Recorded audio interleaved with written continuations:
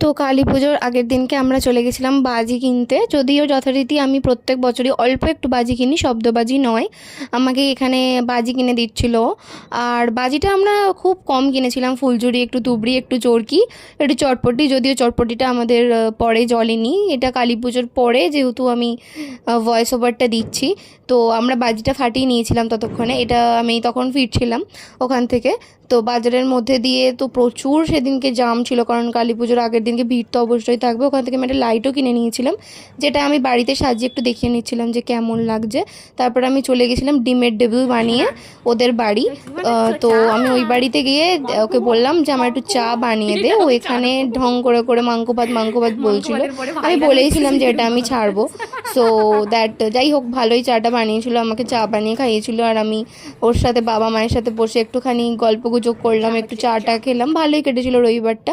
ও এরকম ব্যালকানিটা সাজিয়েছিল স্টারলাইট দিয়ে, যেহেতু রাস্তার উপরেই বাড়িটা, পুরোটাই সব কিছুই দেখা যায়।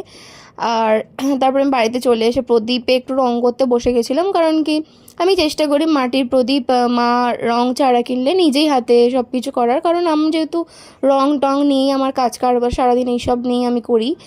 শাড়িতে প্রচুর ভিডিও তো আগেই ছেড়েছি আমি রং করে। তো প্রদীপ একটুখানি ডিজাইন করে নিচ্ছিলাম। এখানে সত্যি কথা বলতে ডিজাইন করাই ছিল, খাঁজ কাটাকাটাই ছিল, আমি জাস্ট হোয়াইট দিয়ে একটু কলকা ওর ওপর দিয়েই চালিয়ে দিচ্ছিলাম। দুটো প্রদীপ ছিল যেগুলো দোরগোড়াতে দেওয়ার জন্য, আমি দুটো প্রদীপই করেছিলাম, বাদবাকি দুটোতে আমি আর করিনি, কারণ তার আগের দিনকেই মা দিয়ে দিয়েছিল।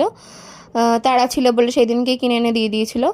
তো আমি এই দুটোতেই রং করে দিচ্ছিলাম একটুখানি, কারণ রাতে বসে বসে আমি খুব তাড়াতাড়ি দুটো প্রদীপ করেছি, কারণ পরের দিনকেই মা দিত। তো ব্যাস, বেশি কিছু করিনি, ওই ওপর দিয়ে আমি একটুখানি বুটি বুটি চালিয়ে সাইডে। আর ওখানে তো কলকাটা করাই যাচ্ছে, দেখতেই পাচ্ছ, তো ওর ওপরে একটুখানি চালিয়েছিলাম। সবাই তোমরা বলো যে কেমন কি লাগছে আমার ভিডিও, একটু রেসপন্স করো সবাই। আর প্লিজ একটু সাবস্ক্রাইব করে দিও ভিডিওটা যারা যারাই দেখো। তো হ্যাঁ, এইগুলোই আমি করছি। আরও তো কাজ আসবে আস্তে আস্তে। আমি একদমই পড়াশোনা সব কিছু হ্যান্ডেল করে সব কটা একসাথে আনতে পারিনি। তো এটা ছিল ওই প্রদীপটার আউটকাম, যেটা পরপর সাজিয়ে রেখে একটা মা কাস্টমাইজ প্রদীপও এনেছিল। তো এখানেই ছাদেতে আমি বাজিগুলো ফাটিয়ে নিচ্ছিলাম, যদিও আমার চোখে মুখে ভয় ছিল, প্রচণ্ড ভয় পাই আমি বাজি ফাটাতে। আর এই যে আগুনের ফুলকিগুলো পড়ে না, তো একটা তো এসে মানে মানে কি বলবো, গায়ে পড়লে আমার ভীষণ ভয় লাগে। তো এই কিছু ছবিও তুলেছিলাম, মানে ওখানে বাজি ফাটাতে ফাটাতেই ছাড়তে কিছু ছবিও তুলে নিয়েছিলাম। মায়ের সাথেও ছবি তুলেছিলাম, মা একদমই বাজি ফাটাতে চাইছিল না, তাও একটা ফুলঝুরি জোর করে ধরিয়ে দিয়েছিলাম।